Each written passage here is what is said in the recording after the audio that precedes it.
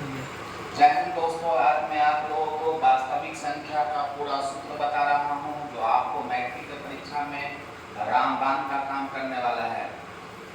ये जो है पहला जो है एल्गोरिदम विधि से जो है हम लोग क्या निकालते हैं, आपसे क्वेश्चन पूछे तो बताना कि इससे जो है हम लोग एचसीएफ निकालते हैं, मसा निकालते हैं, जहाँ ए बराबर बी की जोड़ आर, ए बराबर भाज्य हो गया, बी का मतलब भाजक हो गया, क्यू का मतलब क्यूटेंट माने भागफल हो गया, और प्लस आर, आर का मतलब क्या हो गया, शेषफल हो गया। ये जो होगा शेषफल जो होगा या तो 0 के बराबर होगा या 0 से बड़ा हो सकता है, लेकिन बी जो होगा भाजक जो होगा वो हमेशा आर से क्या होगा, बड़ा होगा। तो ये फॉर्मूला को आपको याद कर लेना है, जिससे आपको मौसा निकालने में सुविधा होगी। 2 नंबर जो क्वेश्चन है वो क्या कर रहा है कि दो लगातार सम संख्या का मौसा कितना होगा। तो आपको याद रखना होगा कि दो लगातार सम संख्या कुछ भी लिख लो, जैसे 2 4 लिख लेते हैं, 4 6 लिख लो, 6 8 लिख लो, तुम कुछ भी लिख सकते हो। और जब उसका अगर आप एचसीएफ निकालेंगे तो हर कंडीशन में कितना आएगा, एचसीएफ 2 ही आएगा। कितना आएगा, 2 ही आएगा। तो इससे अच्छा है, बनाने से अच्छा है कि आप उनको याद कर लो कि दो लगातार सम संख्या का मौसम कितना होगा, 2 होगा। सम संख्या किसे कहते हैं, तो जो 2 से कट जाए, जो 2 से पूरा कट जाए उनको हम सम संख्या कहेंगे। जैसे 2 हो गया, 4 हो गया, 6 हो गया, 8 हो गया, इसी तरह से। सबसे आप यहाँ पर देख रहे हैं कि सबसे छोटी सम आभास संख्या क्या है, तो जो सबसे छोटी सम आभास संख्या है वो आपका 2 है, और बाकी बात जितना भी आभास संख्या होगा ना वो आपका विषम होगा। क्या होगा, विषम होगा। सिर्फ 2 ही ऐसा है जो सम है, जो सम आभास संख्या है। और बहुत लड़का जो है विषम आभास संख्या जो है 1 से शुरू करता है। तो याद रखना, 1 जो है न भाज्य संख्या है और न ही आभास संख्या, कुछ भी नहीं है। ये आभास संख्या 2 से शुरू होगा और सबसे छोटा कौन है, 2 है। 2 लगातार विषम संख्या का मौसम कितना होगा, तो 2 लगातार विषम संख्या अगर आपको याद न रहे कि 1 होगा तो क्या करना है, आपको कोई भी लगातार लिख लेना है। जैसे 3 5 लिख लेना है, 5 7 लिख लिए, 11 और 13 लिख लिए। तो ये सब क्या है, सारा जो है विषम संख्या है। तो विषम संख्या का मौसम अगर निकालेंगे हम, एचसीएफ निकालेंगे तो क्या निकलेगा, हर का 1 निकलेगा।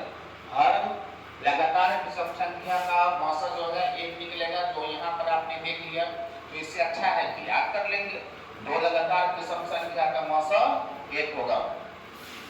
अब यहाँ पर विषम संख्या हो या प्राकृतिक संख्या हो, दोनों का मौसम 1 होगा। कैसे, अगर हम यहाँ पर लिख दे कि 3 और 4 लिख दे, तो 3 4 का मौसम कितना होगा, 1 होगा। 4 5 का मौसम कितना होगा, 1 होगा। और ये कंटिन्यू है और ये प्राकृतिक संख्या है। गिनती की संख्या को हम लोग प्राकृतिक संख्या कहते हैं। तो ये आपका मौसम 1 हो जाएगा। ये जो है पहली संख्या गुने दूसरी संख्या बराबर लौसम गुने मौसम। इससे क्या होगा, अगर लौसम मौसम दिया हुआ है और एक संख्या दोनों में से कोई दिया हुआ है, अगर पहली संख्या दिया हुआ है तो दूसरी संख्या निकल जाएगा, अगर दूसरी संख्या दिया हुआ है तो पहली संख्या निकल जाएगा। अगर पहली संख्या दूसरी संख्या और लौसम दिया है, मौसम नहीं दिया हुआ है तो मौसम निकल जाएगा। अगर उसी प्रकार से मौसम दिया हुआ है, लौसम नहीं दिया हुआ है तो लौसम निकल जाएगा। आप सिर्फ मान बैठा दो यहाँ पर और इक्वेशन को हल करो, आंसर आ जाएगा। छोटी से छोटी संख्या अगर सवाल क्वेश्चन में लिखा रहे या ट्रैफिक लिखा रहे, सिग्नल हो गया, लाइट हो गया, बत्ती हो गया, कोई पीरियड है, घंटी है, पीरियड है, घंटी भी आप यहाँ पर लिख सकते हैं। घंटी, पीरियड हो गया, धावक हो गया। अगर इस तरह का टर्म जो है क्वेश्चन में लिखा हो तो आपको याद रखना है कि इस सवाल को हम लोग क्या निकालेंगे तो आंसर मिल जाएगा। तो एलसीएम निकालना होगा, एलसीएम निकाल लो, आपका आंसर आ जाएगा।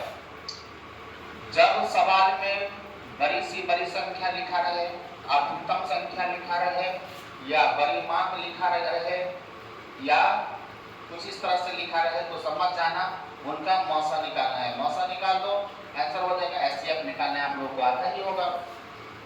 अब देखो यहाँ पर कि p बराबर p/2 के पावर m गुने 5 के पावर n लिखा है। अगर सवाल में सिर्फ 2 हो शांत होगा, 5 हो फिर भी शांत होगा, या दोनों हो तब पर भी वो शांत होगा। जब 2 5 का मिश्रण होगा ना तो वो ऊपर वाले को दशमलव के बाद कहीं न कहीं काट देगा। जब पूरा पूरी कट जाएगा तो वो शांत होगा, पूरा पूरी नहीं कटेगा तो वो अशांत होगा। जब वो आपको भाग देने के लिए बोले तब भाग देके आप शांत अशांत लिखो।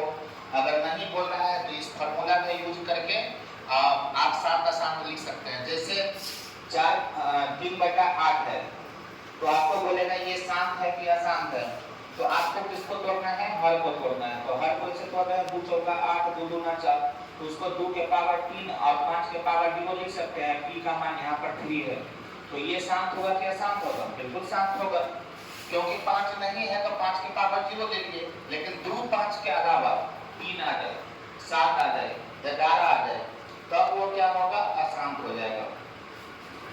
परमेय संख्या किसको बोलेंगे, तो परमेय संख्या जिस संख्या को हम लोग p/q के रूप में लिख सकते हैं, माने p और q के रूप में लिख सकते हैं, जहां q बराबर 0 नहीं होना चाहिए, q बराबर 0 नहीं होना चाहिए।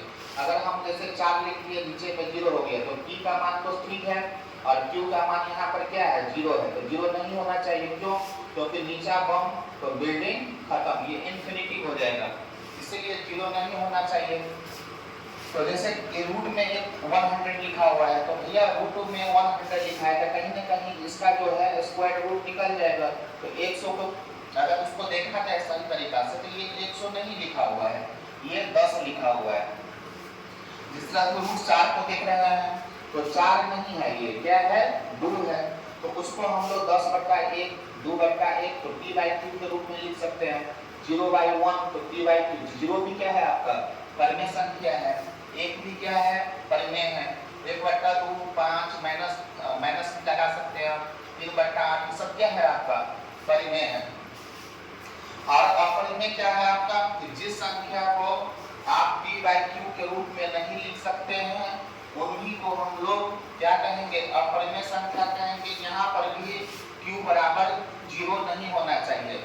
जैसे √3 हो गया, सिंपली समझो किसका वर्गमूल न निकले, कैसे भी करके वर्गमूल न निकले तो उनको हम लोग अपरिमेय संख्या में रख देंगे। जैसे √3 का वर्गमूल नहीं निकलेगा, अपरिमेय हो गया। 2 तो आपका परिमेय है लेकिन प्लस में √3 है, तो ये एक बात हो गया। तो 2 + √3 क्या हो गया, अपरिमेय हो गया। क्यों हो गया, क्योंकि √3 यहाँ पर आके काम गड़बड़ कर दिया है, अपरिमेय बना दिया उसको। ये पाई है, पाई भी हमेशा अपरिमेय होता है। ये 1 है, ये परिमेय है, लेकिन √2 क्या है, अपरिमेय है। तो परिमेय में अगर अपरिमेय से भाग देंगे तो ये भी उसको अपरिमेय बना देगा। √2 क्या है, √2 अपरिमेय है, और वहां पर जो है 3 है, 3 से भाग देंगे तो भी वो अपरिमेय ही रहेगा। तो इस तरीका से आपने जाना, और परिमेय प्लस अपरिमेय को मिला देंगे हम तो एक परिवार बनेगा। उस परिवार को हम लोग कहते हैं वास्तविक संख्या। क्या कहते हैं, वास्तविक संख्या कहते हैं। परिमेय और अपरिमेय को मिलाने से जो संख्या बनेगा उसको हम वास्तविक संख्या कहेंगे। तो परिमेय संख्या वास्तविक संख्या है, अपरिमेय संख्या भी वास्तविक संख्या है। लेकिन ये बात पूछे कि वास्तविक संख्या जो है अपरिमेय संख्या है, तो नहीं, वास्तविक संख्या जो है